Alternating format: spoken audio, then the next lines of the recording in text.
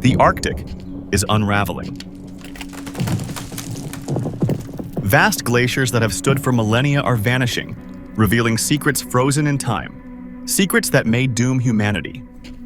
Scientists now warn that by 2027, the Arctic Ocean could experience its first ice-free summer. But this isn't just an environmental milestone. It's the herald of an apocalypse foretold across cultures and epics. From the Quran to the Bible, from Mayan calendars to Egyptian hieroglyphs, ancient prophecies have spoken of a time when nature itself would rise against humanity, signaling the end of days. That time has come.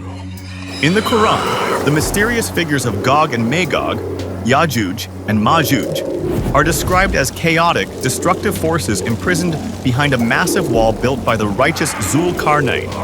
Every day, they claw at the wall, attempting to escape. But as the Quran reveals, when Gog and Magog are let loose, they will swiftly swarm from every hill. These creatures, unleashed at Allah's command, will overrun the earth, consuming resources, spreading chaos, and leaving devastation in their wake. Their release marks the beginning of the end, a time of trial so great that the Quran warns, "Woe to the dwellers of the earth." The Bible echoes this nightmare. In Revelation, Gog and Magog appear as nations or entities that rise against divine order in a final, cataclysmic battle. They are metaphors for an ultimate, all-consuming chaos, a description hauntingly familiar in today's world of resource wars, climate refugees, and societal collapse. Could the melting Arctic, with its hidden perils, be the breaking of their wall?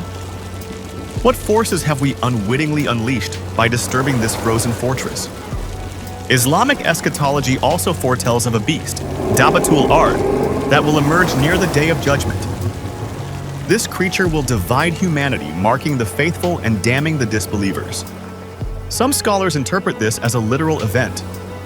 Others see it as a metaphor for disasters so severe they will force humanity to confront its sins. The Quran warns, "And when the word is fulfilled against them, we shall bring forth for them a beast from the earth, speaking to them and showing them their deeds." Modern science offers a chilling parallel.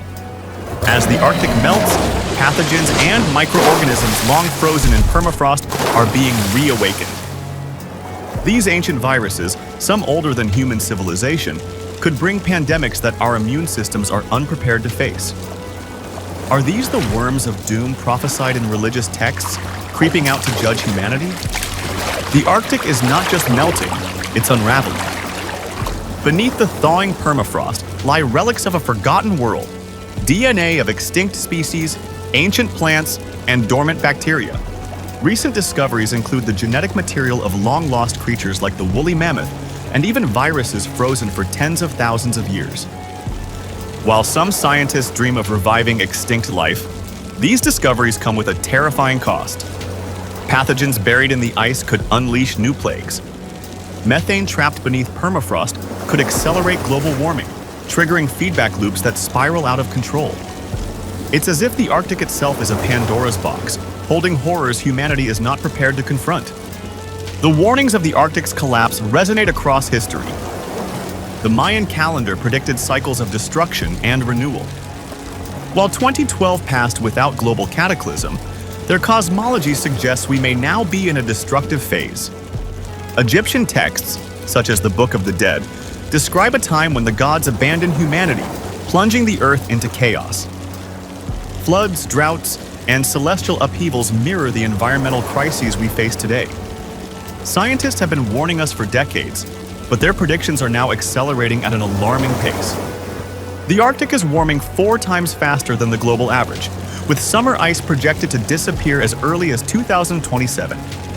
As glaciers melt, sea levels rise, threatening to submerge major cities like New York, Mumbai, and Bangkok. Entire nations could vanish beneath the waves, displacing millions and creating a cascade of humanitarian crises. The thawing ice also disrupts ecosystems, pushing species like polar bears and seals to the brink of extinction. Every sign points to collapse, not decades from now, but within our lifetimes. But the Arctic is not merely a casualty, it is a warning. Methane plumes rise from the permafrost, accelerating warming. Dark waters absorb more sunlight, intensifying the feedback loop. Each melting glacier is a bell tolling for humanity. The convergence of science and prophecy leaves little doubt. The end is not near, it is here. The signs are unmistakable. The earth groans under the weight of rising seas, burning forests, and spreading diseases.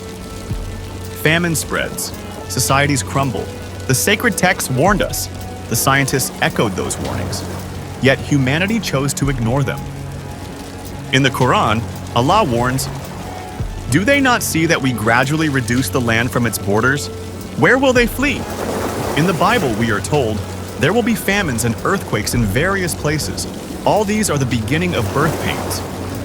The Mayans, the Egyptians, the prophets of old, they all pointed to this moment.